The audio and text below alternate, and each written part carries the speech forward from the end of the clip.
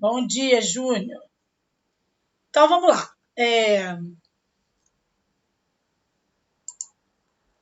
Bom dia, né? Bem-vindos aí a um projeto novo que a gente está criando, né? ATP Cursos. Eu, Felipe e Vicentini, né? Então, assim, só para vocês entenderem, né? O que a gente está tentando aí buscar. A gente entende que vocês na faculdade têm um monte de matérias para vocês estudarem, um monte de coisa para vocês tentarem aprender. E aí é muita coisa para pouco tempo, né? Então a sensação que vocês têm é que vocês não conseguem aprender nada, né? Que vocês não sabem nada. E nós, enquanto professores universitários, também entendemos que a gente precisa passar para vocês vários conteúdos em várias áreas de aprendizagem, né? E que às vezes o tempo não permite que seja um aprendizado realmente, né? Que vocês consigam entender o porquê que estão estudando aquilo e, mais importante ainda, é para que estão estudando aquilo, né? Então, a nossa proposta é justamente descomplicar no sentido de que vocês entendam a aplicação daquilo ali, né? Bom dia, Rosana. Ai, professor Vicentini, brilhante. Então, vamos lá, né? Então, continuando, só para vocês entenderem. Então, assim, às vezes as pessoas falam, porque a professora usa uns termos muito técnicos, né? Fala nomes difíceis, nomes complicados, e a gente não consegue entender. Por um lado, a gente precisa ter essa nomenclatura, essa linguagem, porque vocês estão no nível superior, né? O nome já diz, né? Vocês estão no ensino superior. Então, se a gente for pensar em célula, a gente vai falar de célula lá no ensino fundamental, né? Quando a gente vai para o ensino médio, a gente vai falar de mitocôndria. E quando você vem para o ensino superior, você vai falar de ciclo de Krebs. E quando você está lá no sexto, sétimo período, você tem que entender aonde que a mitocôndria entra no seu treinamento. Essa é a linguagem, né? Não é fácil, né? Por exemplo, vamos pegar o Caio. O Caio dá aula de anatomia, dá aula de neurofisiologia. Aí você fala, caraca, eu não entendo nada, por que eu quero saber esse raio desse músculo? Então, lá no primeiro período, você vai aprender anatomia, que é para chegar no quinto, no sexto, no oitavo, na pós-graduação, no mestrado, no seu treinamento, no seu dia a dia, entender quais são os músculos que você está lá, né, trabalhando em determinado movimento que você está sugerindo para o seu aluno. Só que a gente entende que às vezes é muita coisa, vocês estudam muita coisa ao mesmo tempo. E nem sempre vocês conseguem absorver. Então, a nossa perspectiva aqui de descomplicar a educação física, né, é trazer para o dia a dia de vocês o que vocês estão estudando, né, cada um na sua perspectiva. Então, a gente vai para a área mais biológica, né? Isso não quer dizer que não seja importante a área cultural, a área filosófica, enfim, né? Mas, assim, por outro lado, a gente também entende que não é só o aspecto técnico. Por exemplo, ninguém vai chegar na sala e vai falar assim: hoje eu vou dar um treino para você gerar uma microlesão, né, nas lâminas basais do seu músculo e aí ativar a KT-mTOR. O cara vai falar: amor, tchau. Porque eu não vim aqui passar, não quero nem saber se tem AKT, mTOR, transcrição de DNA. Cara, não viaja, meu. Né? Então, assim, isso é para você enquanto profissional, né? Não para você lá na sua sala de musculação, na sala de spinning, ou na sala de ginástica, ou onde for. Ali naquele momento com os alunos tem que ser, cara, tem que ser o comportamental, que é o que o Felipe fala mais, né? Então, é a questão de ser carismático, de ter empatia, de ser engraçado, como é como é o Caio, né? Tipo assim, que todo grupo tem um palhaço. O Vicentino é o palhaço do grupo, né? Brincadeiras à parte, mas enfim. Mas assim, mas quando você está de fora, né? Quando você está antes, nos bastidores, você precisa entender o que é que você vai trabalhar, o que você objetiva e quais são as estratégias que você está objetivando, né? Então, por exemplo, hoje a gente vai trabalhar especificamente o quê? A gente está começando, a gente está pensando, né, nas dores dos nossos alunos, né? Hoje, quais são as dores que a gente, por exemplo, percebe nos alunos, tá? Eu oriento, né, vários alunos de graduação e pós-graduação, e uma das coisas, e assim, eu trabalho muito com artigo, né, quem é meu aluno sabe disso. Eu acho que o livro é muito importante, porque o livro te dá o conceito básico, mas quem te mostra, que te mantém atualizado são os artigos, e muitas vezes as pessoas não conseguem compreender um artigo, não conseguem entender o artigo, né? Os resultados daquele artigo. Tá, beleza, eu olho aquele artigo e vejo, e daí? O que eu vou fazer com aquilo ali, né? Então, hoje eu trouxe um artigo para a gente, né, tipo assim, discutir, para a gente poder entender como que eu escrevo um artigo, como é que eu leio um artigo, como é que eu interpreto aquele artigo, né? E a partir disso a gente conseguir trazer para a nossa prática. De novo, gente, isso é uma parte tecnicista, ok? Não é a gente não é só tecnicista, a gente precisa também pensar na gestão, da nossa gestão, vocês, né, principalmente. Vocês vendem, qual é o produto que vocês vendem? São as aulas que vocês aplicam. Né? Então, precisa também entender dessa coisa de comportamento. As empresas hoje não pensam só no técnico, porque o técnico, o cara vai lá, estuda e fica bom, cara. É muito mais importante, ou tão importante quanto, é a questão comportamental. Mas, enfim, então hoje a gente vai falar, assim, eu vou trazer um artigo, eu escolhi um artigo que fala de efeito hipotensor e variabilidade da frequência cardíaca em treinamento de força, né? Isso foi uma sugestão que a gente pensou, tá? Mas é legal que vocês também possam sugerir temas. Então, todo sábado a gente vai estar aqui juntos, né?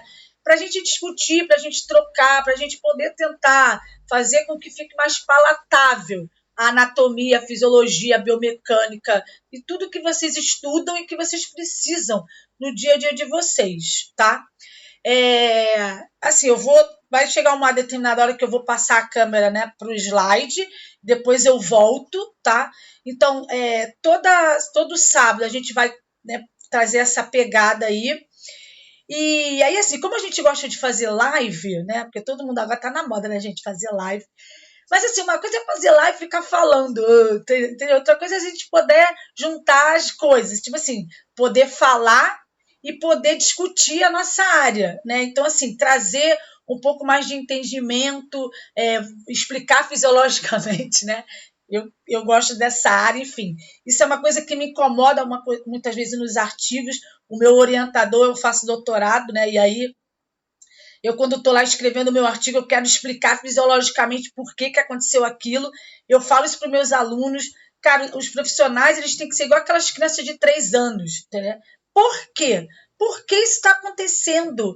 A gente trabalha com o corpo. Então, assim, se a gente não entender o funcionamento desse corpo, não faz sentido a gente prescrever um treinamento. Né? Então, eu preciso entender o do treinamento, mas tão importante quanto prescrever um treinamento é entender por que aquilo está acontecendo.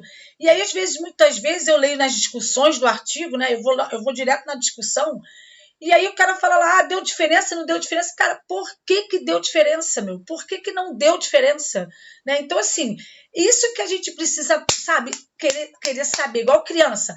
Isso aconteceu, mas por que aconteceu isso? Mas por que o que eu quero? Porque, cara, eu falo isso para meus alunos, sejam igual criança de 3 anos, cara, manda explicar por quê. Porque se você não explicar o porquê, você não vai saber o que vai acontecer, entendeu? Bom, e aí também, gente, assim, a gente vai pensar hipóteses, né? A gente sugere, é outra coisa que eu sempre falo. A gente nunca vai afirmar, isso aqui aconteceu por isso. Não, a gente não tem como checar que é exatamente por aquilo, né? Porque fisiologia, né, biologia, né, ela é muito ampla, ela tem vários fatores que podem explicar aquilo. Então, por exemplo, a gente hoje vai falar de efeito hipotensor. O que pode explicar efeito hipotensor? Várias coisas. Então, a gente não pode dizer assim, isso aqui foi por isso. Não, a gente sugere, meu aluno sabe, né, a gente sugere que possa ter sido aquilo, né. Então, é isso, né, assim, a proposta é essa, a gente trazer para uma coisa mais, sabe, assim, mais descontraída, não ser aquela coisa da sala de aula, que tem o tempo programado, que tem que fazer. Cara, é para ser uma coisa legal, né? Então eu vou falar, né? Vou mostrar e depois vocês perguntem, vocês questionem, tá? Vocês falem. Então eu vou colocar agora para vocês, vou inverter a câmera, tá? Para vocês para eu poder mostrar para vocês o que eu trouxe, qual é o artigo que eu trouxe, né? Para a gente falar um pouco sobre isso, tá? Então, olha só, vou virar aqui a câmera só para ficar melhor, tá? Então, eu trouxe um artigo aqui de efeito hipotensor, né, e variabilidade da frequência cardíaca no exercício de força máxima e exercício submáximo, tá? Esse artigo foi publicado na revista da Motricidade, né, e aí ela tem um QALYS B1, tá vendo? Então, o que é um QALYS, gente? É a qualificação da revista, tá? Então, ela pode variar de C até A. A é padrão ouro, né? Tipo Journal Strange é padrão ouro pra gente. Mas ela é uma boa revista, é uma revista portuguesa, né? E ela foi publicada ele foi publicado em 2017, tá? Do pessoal do Humberto Miranda, Humbertinho é da UFRJ, né? Então, super, né, conceituado, a galera que estuda bem legal, enfim. Mas aí, assim, vamos pensar enquanto aluno de graduação ou de pós-graduação que precisa escrever um artigo científico. Isso é outro problema, assim, que vocês têm direto. Cara, tá, o que eu vou escrever? O que eu vou falar sobre? Então, vamos pensar aqui, ó. Se o sujeito tem como título, né? Isso aqui é o título do artigo, né? E aí pensa o seguinte, ó. Quando você pensar no objetivo, porque o título do artigo é o objetivo do artigo, tá? Então, o objetivo é só você botar um verbo aqui no infinitivo que ele vai virar o objetivo do artigo. Então, se ele está falando de hipotensão e variabilidade, cara, com certeza a introdução dele, ele vai falar de pressão arterial, né? Porque se você está falando de hipotensão, você está falando de redução da pressão, certo? Então, ele vai ter que falar de pressão arterial. Para ele falar de pressão arterial, na verdade, ele vai falar de hipertensão, correto? Então, ele vai falar de hipertensão, que é uma doença, né? Que a gente sabe que cada dia tem maior incidência, né? E aí ele vai falar de frequência de pressão arterial, de hipertensão, do efeito hipotensor durante o exercício. Ele vai falar de variabilidade da frequência cardíaca, ele vai conceituar o que é a variabilidade, né? Ele vai falar de que variáveis que interferem nessa variabilidade. Depois ele vai falar de treinamento de força, porque o treinamento de força, né? O que é o treinamento de força, qual é o conceito, quais são as variáveis que ele pode manipular no treinamento de força. E aí ele vai relacionar a variabilidade da frequência cardíaca com o treinamento de força e o efeito hipotensor. É isso que ele vai mais ou menos falar numa introdução, tá? Então, quando vocês forem pegar, escreverem um artigo ou ler um artigo, pelo tema, né? Tipo assim, pelo título do artigo, você já sabe qual é o objeto de estudo. Objeto de estudo não é objetivo de estudo, ok? Então, o objeto de estudo é o tema. Ele está estudando sobre o quê? Ele está estudando sobre efeito hipotensor e variabilidade. E aí ele vai, né, ao longo da introdução, a introdução, gente, ela é a apresentação do estado da arte daquele assunto. Então, o que a literatura já mostrou sobre esses objetos de estudo, né? Bom, enfim, aí ele vem para o objetivo do estudo. Qual foi o objetivo desse estudo, né? Ele foi analisar a pressão arterial, né, e a modulação autonômica, tá? Proporcionadas por um treinamento de força máxima e submáxima. A hipótese dele era que tanto o treinamento de força máximo quanto o submáximo gerasse um efeito hipotensor, tá? Bom, aí olha só, gente, o que a gente observa aqui, né? Então, primeira coisa, tá vendo que eu passei vários passos ali do artigo, mas sim só para a gente poder focar mais nas coisas principais, tá? Então, a primeira coisa que a gente vê é a característica da amostra. Então, quando você acaba a introdução e coloca o objetivo, você vem para materiais e métodos. E aí você vai descrever a sua amostra.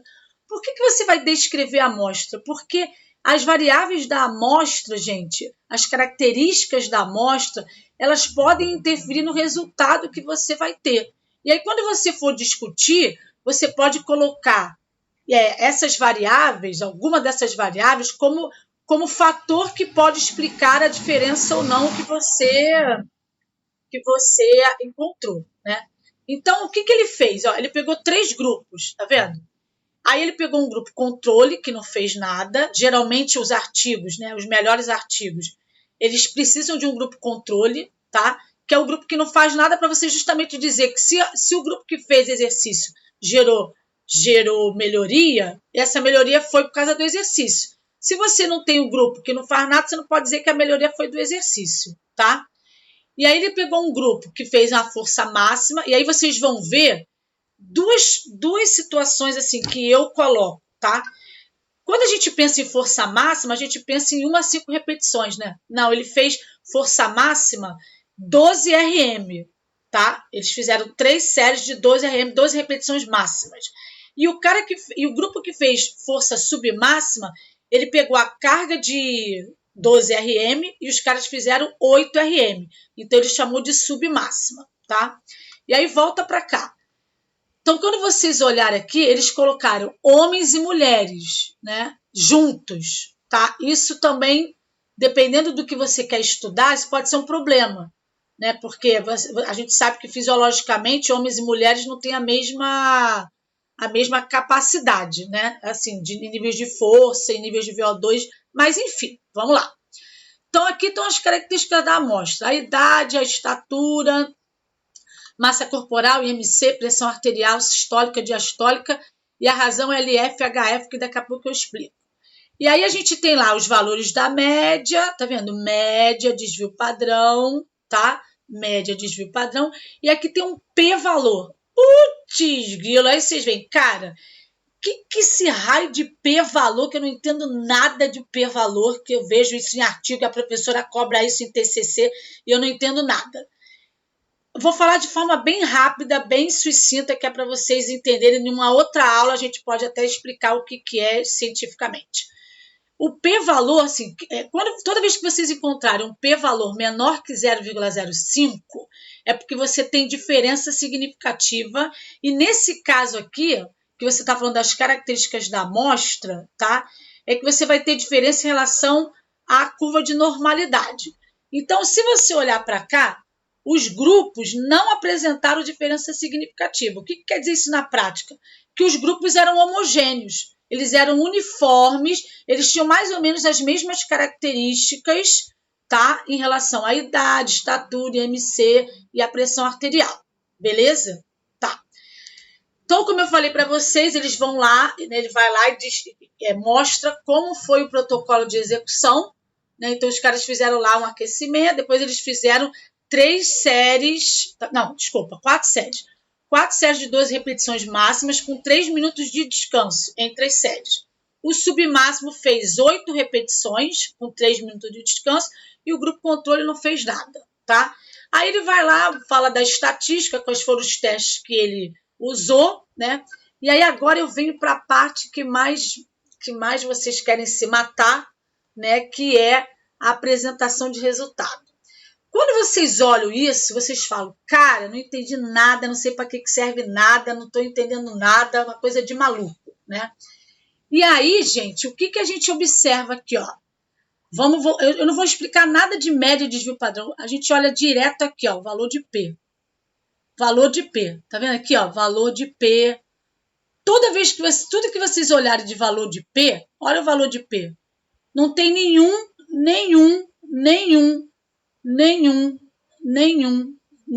tá igual a papagaio, né?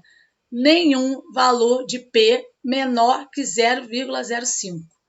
Cara, o que quer dizer isso, gente? Ó, de novo, ó. Nenhum valor de P menor que 0,05. Tá. Aí, quando você vem para essa tabela, né, em que ele fala da variabilidade da frequência cardíaca, aí ele mostra, né, valores de efeito de tamanho, né, grande, pequeno e grande. Tá. Então, agora vou voltar para cá, tá? Então, assim, cara, eu leio isso e falo, caraca, cara, o que isso me diz? Não entendi nada, para que me serve isso? Onde isso vai me levar? Então, a primeira coisa que a gente precisa entender, por que eu quis mostrar isso? Né? Primeiro, assim, uma das coisas da nossa área, né, que a gente tem muita dificuldade é de controlar o treinamento, né, de controlar o treino. E aí, assim, quando a gente pensa que que é muito fácil só a gente chegar lá, pegar um treino e aplicar, olha o que eles fizeram, né? Eles pegaram, estruturaram um treino, né? Estruturaram lá um treino e acharam que iam encontrar uma resposta X. Ou seja, eles queriam ver se aquele treinamento que eles propuseram, que foram 4 séries de 12 repetições, com 3 minutos de descanso, né, iria gerar um efeito hipotensor. Primeira coisa, o que é o efeito hipotensor? Então, assim, vamos entender o que é isso, né? Quando você fala de efeito hipotensor, você vai falar de redução de pressão arterial, né? E aí, assim, primeira coisa, qual é a importância de eu gerar um efeito hipotensor? Se eu pensar no normotenso, gente, isso não faz, assim, a gente não vai encontrar efeito hipotensor em indivíduos que sejam normotensos. É muito difícil a gente encontrar isso, né? Embora alguns artigos tenham mostrado isso. E quando você fala do efeito hipotensor, você está dizendo que você está diminuindo a sobrecarga sobre o seu coração. Isso é importante, né? Porque quando você aumenta a pressão arterial, o que você sabe? Você sabe que o seu coração está trabalhando mais. Por que ele está trabalhando mais? Ele está trabalhando mais porque está necessitando de mais oxigênio e está necessitando de mais nutrientes. Se agora eu gero um efeito hipotensor, eu estou dizendo o seguinte, que olha, o coração ele consegue trabalhar menos, né? Porque, na verdade, a quantidade de sangue que ele está colocando em circulação está agora sendo suficiente para gerar o consumo de oxigênio, levar o consumo de oxigênio e nutriente de forma satisfatória, com menos esforço, com menos trabalho. Para o indivíduo hipertenso, isso é fundamental. Né? Mas a magnitude desse efeito hipotensor foi de 2 milímetros de mercúrio. Cara, para o hipertenso, isso já é ótimo. Porque tudo que você puder fazer para reduzir o trabalho desse coração, ótimo. Isso é muito bom. Né? O tempo que isso vai gerar, quanto tempo vai durar esse efeito hipotensor? Isso depende da intensidade do treino, do volume do treino, ou seja, da duração do estímulo, do tipo de treino, né? Então, o que a gente, por exemplo, tem observado, né? A gente tem verificado, os estudos têm mostrado, que às vezes é tão importante quanto a intensidade a duração, é o volume do treino, né? Então, por exemplo, a gente vê, se a gente pegar, por exemplo, o CrossFit, né? A gente vê que a gente consegue gerar efeito hipotensor no CrossFit, mesmo em indivíduos normotensos. Por quê? Porque a intensidade do exercício foi alta, né? Então, o que acontece? Talvez esse treinamento que foi aplicado aqui por esses autores não tenham tido, né, intensidade e duração suficiente para gerar a resposta que ele quis, né, gerar. Isso invalida o estudo? Não! Mas o que isso nos mostra na prática? Que não basta simplesmente você ir lá e pegar montar um treino e achar que ele vai ser sempre eficiente. Por isso é importante a gente estar sempre controlando, né, e avaliando os nossos alunos. E aí, assim, isso não quer dizer que você está sendo incompetente, mas isso nos traz a necessidade, que nos mostra a necessidade que a gente precisa, de tanto em tanto tempo, verificar quais são as respostas que os nossos alunos estão nos dando, porque talvez a gente precise ajustar alguma coisa no nosso treinamento para que ele se torne eficiente, né? Agora, vamos voltar aqui só para a gente pegar lá o gancho. E aí, quando eles falam lá, gerou ou não gerou o efeito hipotensor? Tá, gerou o efeito hipotensor. O que explica o efeito hipotensor? Aí vai, né, para a pergunta que eu sempre faço. Explique fisiologicamente o efeito hipotensor, né? Então, eu já entendi o que é o efeito hipotensor. É a redução da pressão arterial abaixo dos níveis de repouso, ok? Então, ele vai ter que ser menor do que os níveis de repouso. O que gera isso, cara? O que vai fazer o teu indivíduo gerar uma resposta hipotensora significativa? Então, beleza, a gente já falou que é ou a intensidade, ou o nível de condicionamento, ou o treinamento. Então, quando você fala de intensidade, por exemplo, 3 minutos talvez tenha sido muito. Né? Talvez tenha sido muito 3 minutos de recuperação, porque o cara consegue recuperar. Talvez se ele tivesse dado um intervalo menor, geraria um efeito melhor, né? Ou mais significativo. Agora, quando eu encontro esse efeito hipotensor, as variáveis que podem explicar são, primeiro, pensa que quando tu está fazendo exercício físico, tu está diminuindo a ação do parasimpático e aumentando a ativação do simpático. Por isso que sempre quando você fala de variabilidade da frequência cardíaca, você relaciona com pressão arterial, porque tem tudo a ver uma coisa com outra, né? Então, esse controle autonômico, ele vai explicar a resposta da pressão arterial durante o exercício e a redução pós-exercício, né? Exato, talvez 30 segundos poderia gerar o efeito hipotensor. É isso mesmo, Rô, é isso, né? Então, assim, então essa alteração, essa redução do parasimpático, ele pode explicar esse efeito, né? A redução, do simpático pós-treino. E o aumento do parasimpático. Então, esse controle autonômico, ele pode sim impactar, né?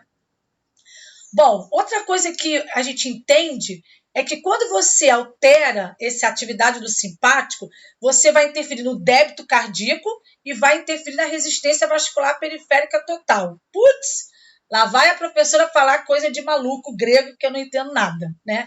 O que é a resistência vascular periférica total? É a resistência dos vasos fora do coração, né? Então, quando você fala de débito cardíaco, você está falando de uma questão central, coração. Quando você fala de resistência periférica, você está falando dos vasos fora do coração. E quando você está treinando, você tem um equilíbrio, né? Porque você vai ter áreas que vão fazer vasodilatação e vasoconstrição. Então, quando você está pensando no pós-exercício, acabou o exercício, está no efeito hipotensor, você tem uma vasodilatação maior, né? Então, você pode liberar substâncias vasoativas, como, por exemplo, o óxido nítrico, né? O próprio coração, que libera o peptídeo, né? Natriurético atrial, que faz vasodilatação. Então, essa redução da resistência vascular periférica, ou seja, eu consigo aumentar, de repente, essas áreas de vasodilatação, isso pode interferir nesse efeito hipotensor. Então, tá vendo? Essas são variáveis que explicam o efeito hipotensor.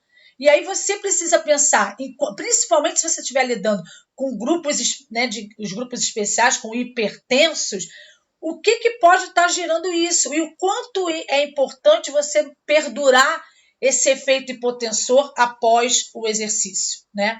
Então, entende? Assim, então, já falamos um pouco disso, de efeito hipotensor, o que é e o que pode gerar. E aí você, enquanto profissional de educação física, vai pensar nisso. Cara, será que a intensidade do meu treino, será que o volume do meu treino está sendo suficiente para eu gerar isso? Se é que você está pensando nesse efeito hipotensor, ok? Às vezes o seu objetivo não tem nada a ver com o efeito hipotensor e você não vai pensar. A outra variável do estudo foi sobre variabilidade da frequência cardíaca. Hoje, gente, a gente tem usado muito variabilidade da frequência cardíaca para quê? Principalmente dois fatores, assim, né?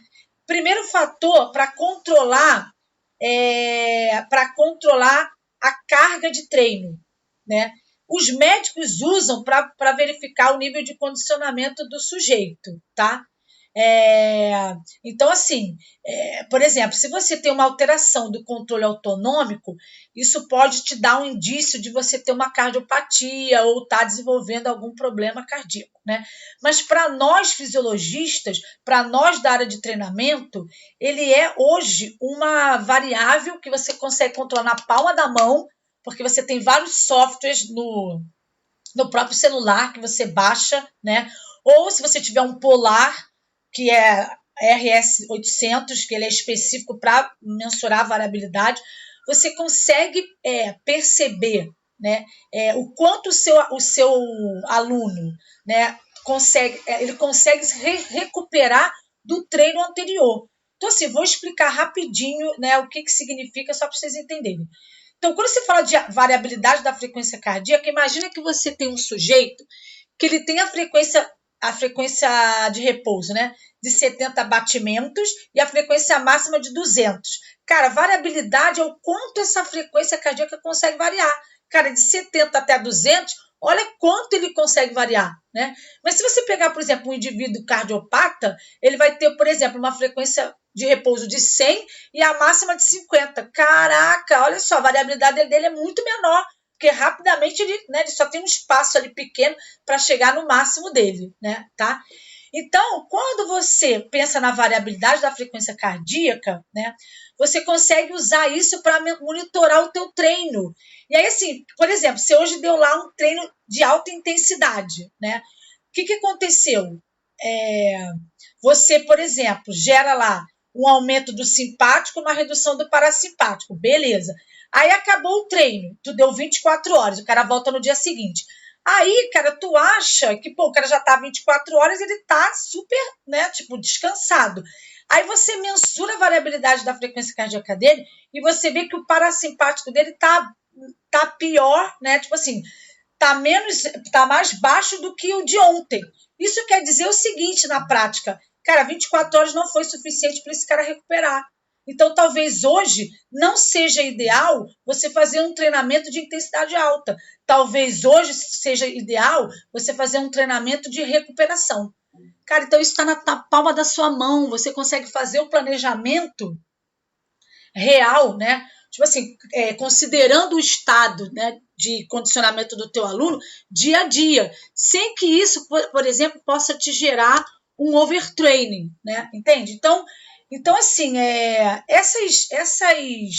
essas aplicações práticas, né, a gente precisa entender, porque senão a gente não consegue, a gente não consegue ver qual é a aplicação, por exemplo, de eu estudar a variabilidade da frequência cardíaca. Não é uma coisa fácil, realmente não é, assim, em termos de mensuração quantitativamente falando, mas a aplicação, tipo assim, o entendimento e a sua prática, você consegue sim entender o quanto é legal você ter, por exemplo, um software que te permita, né, controlar no dia a dia, né, a variabilidade, tipo assim, a intensidade do seu treino, né?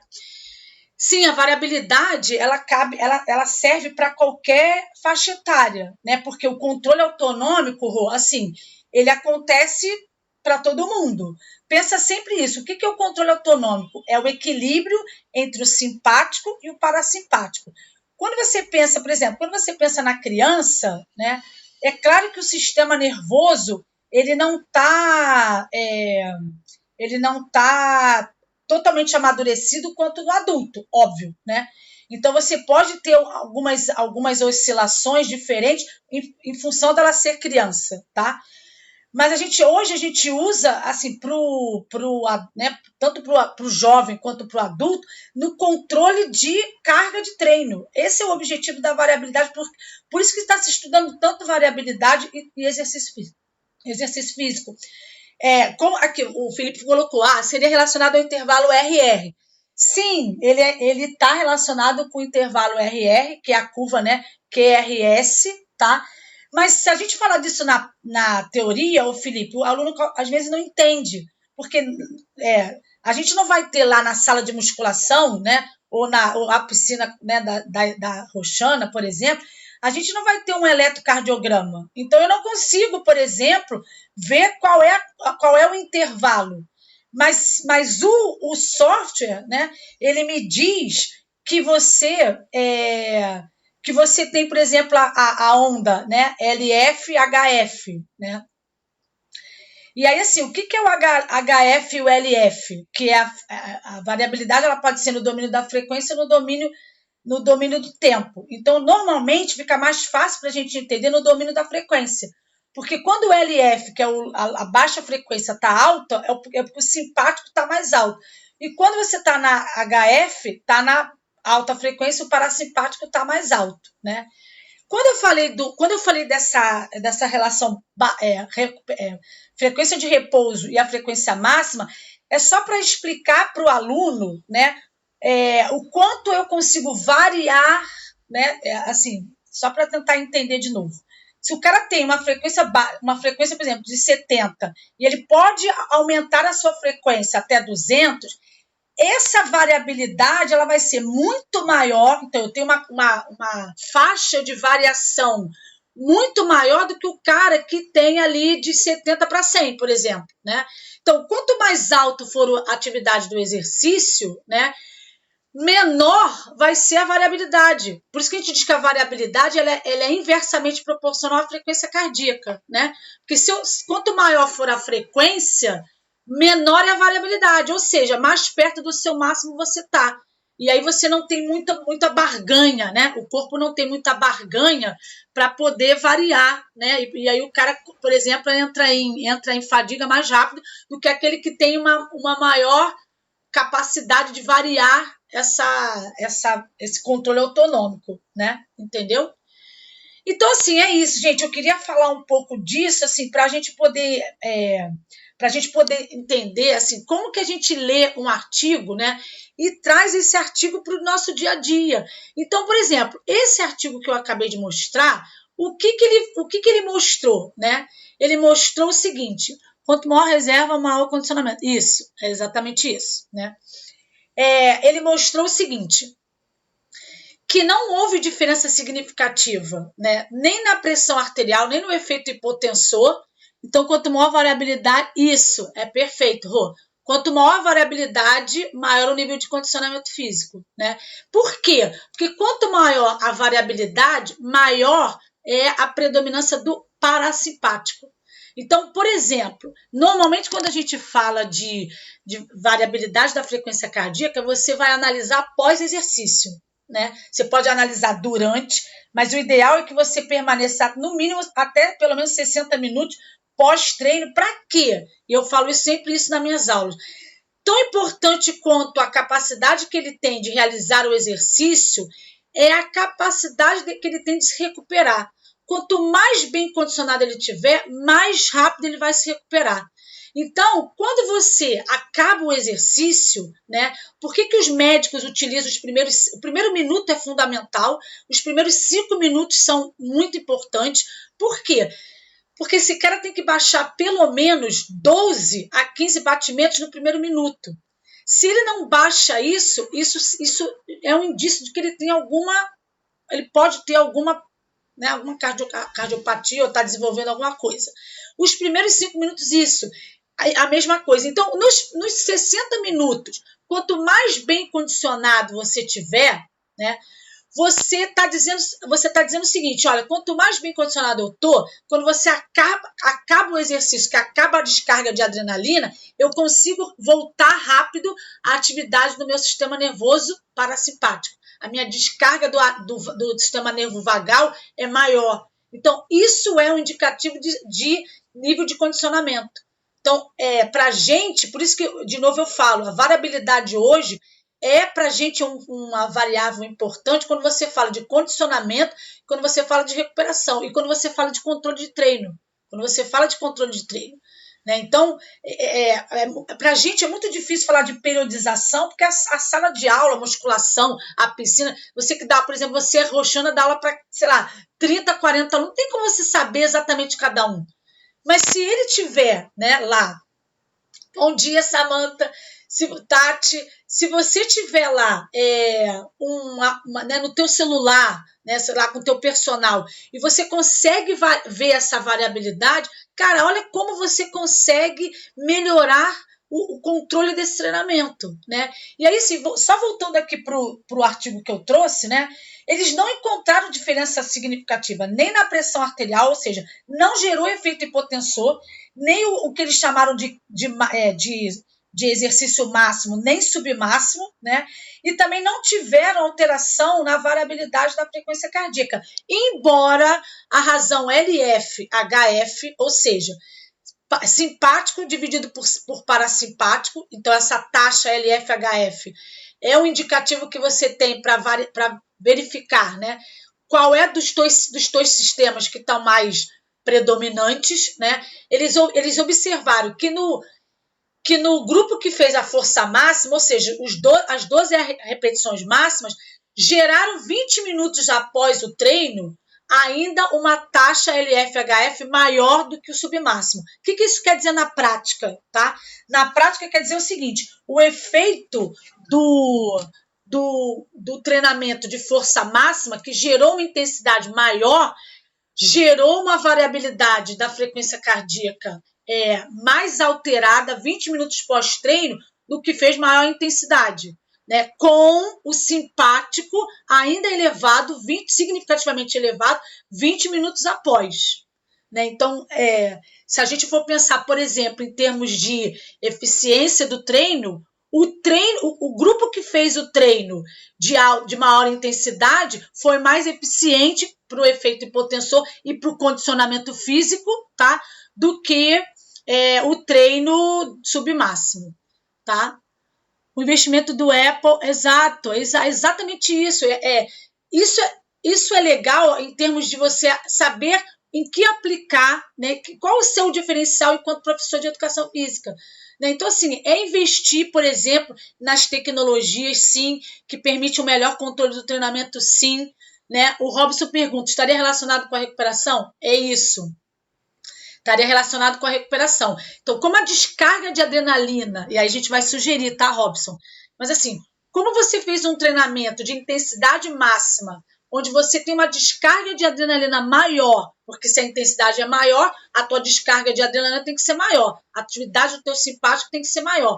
Então, quando você aumenta demais essa liberação de adrenalina em relação à submáxima, isso vai interferir sim no teu processo de recuperação. Ela vai se tornar mais lento, né? Vai demorar mais para o teu parasimpático voltar aos resultados ou aos valores pré-treinamento. É isso mesmo, tá?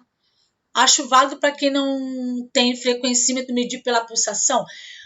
Ô, Tadeu, assim, os médicos, né? Vamos pensar, os médicos quando fazem programa de treinamento, por exemplo, no próprio hospital, e o Felipe pode falar disso, que trabalhou, né, diretamente com isso, mas eles ensinam, né, os alunos, né, deles medirem a frequência cardíaca, né, aqui, ou né, no pescoço aqui, né, ou no punho. Mas assim, isso não tem nada a ver com variabilidade da frequência cardíaca, tá? Você não tem como medir isso, né? E outra coisa, ele pode, por exemplo, apertar e gerar uma bradicardia reflexa. Então, na verdade, você não tem um resultado tão fidedigno. O ideal é que você realmente tenha um frequencímetro. Esse seria o ideal. Ou, por exemplo, né, o software que você consegue baixar no celular, né? A Polar não tem interferência na água. Isso é ótimo, que você consiga fazer, né, tanto em terra quanto em água seria o ideal, né? Então a recuperação a recuperação alta, aumento parasimpático. Robson, melhora essa tua pergunta aí que eu não consegui entender essa tua pergunta. Você quer dizer o seguinte, se eu recupero rápido, isso significa que o meu tônus vagal tá voltando a ser predominante o mais rápido. É isso. Se for isso, é isso, tá? Se for isso, é isso. Então, assim, quanto mais rápido o seu parasimpático volta, é sinal de que você está melhor condicionado, né? Ou de que aquela atividade não teve uma intensidade tão alta quanto, né? Quanto mais treinado o indivíduo, maior será a recuperação dele. Exato. Por exemplo, a gente vai publicar aí um artigo, né, que a gente fez foi um TCC, né? A gente orientei um TCC que foi sobre CrossFit. O artigo foi aceito, então tá com algumas. A gente precisa, né, fazer alguns ajustes na parte de estatística. Mas assim, só para vocês entenderem, a gente estudou a variabilidade da frequência cardíaca no CrossFit em 3 WODs. Fran, Mega e Diane, tá? E aí, assim, a gente colocou lá foram 9 sujeitos bem condicionados, eles tinham no mínimo 2 anos de experiência no CrossFit, tá?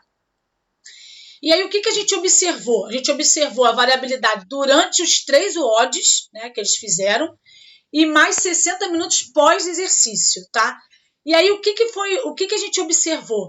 Que os 3 WODs geraram alteração significativa na variabilidade da frequência cardíaca, né, nessas pessoas. Então, assim, eles eram bem condicionados, todos eles eram jovens, né, alunos de educação física, na época eram alunos, hoje já são professores, enfim, né, mas todos bem condicionados. E aí a gente mostra o seguinte, a gente volta a falar da questão, por exemplo, do protocolo que o artigo ali fez de 3 minutos, né? E você sabe que no CrossFit você não tem intervalo. O intervalo é meio subjetivo, né? Só para o cara dar uma respirada e voltar. Você não tem um controle ali de X tempo de recuperação. Então, se você entende que você não tem essa recuperação, a intensidade do treinamento é elevada. E aí, assim, os 3 WODs geraram, 60 minutos após, continuaram eles sem retornar os valores, né, do parasimpático aos valores antes do treino. Isso significa que, mesmo você tendo indivíduos bem condicionados, você consegue sim, né, gerar ou fazer com que o indivíduo, né, consiga melhorar o seu condicionamento, né? Porque, por um lado, você entende o seguinte, cara, quanto mais bem condicionado esse cara tá, mais difícil para mim é gerar melhoria nesse cara. E aí, assim, cara, como é que eu consigo controlar isso? Eu consigo controlar isso, por exemplo, pela variabilidade. Agora, por outro lado, por mais que eu entenda que ele é bem condicionado e ele recupera rápido, se eu também não controlar por sessão de treino, por dia de treino, essa variabilidade, por exemplo, eu posso gerar um overtraining. Né? Porque eu acho que o cara que 24 horas foi suficiente. Às vezes não foi. A gente vê muito isso em jogador de futebol. Né? Então, assim, no futebol, o que a gente vê muito? A gente vê o seguinte, os caras jogam quarta e jogam sábado. Jogam quarta e jogam sábado. Quando ele tá no início da temporada, beleza, ele recupera lá rapidinho, tá? Show. E quando ele não tá? Quando ele tá, por exemplo, no meio da temporada, do meio pro final, vocês começam a perceber que começa a ter lesão. Cara, vários jogadores vão parar no departamento médico. Por quê? Porque já se provou que às vezes 48 horas não é suficiente, por exemplo, para você remover, né, para você diminuir o estresse oxidativo que você gerou naquele indivíduo durante a partida do jogo. E aí, assim, você não tem como controlar isso, porque tu não vai ficar tirando sangue do cara direto. Mas você pode verificar isso pela variabilidade.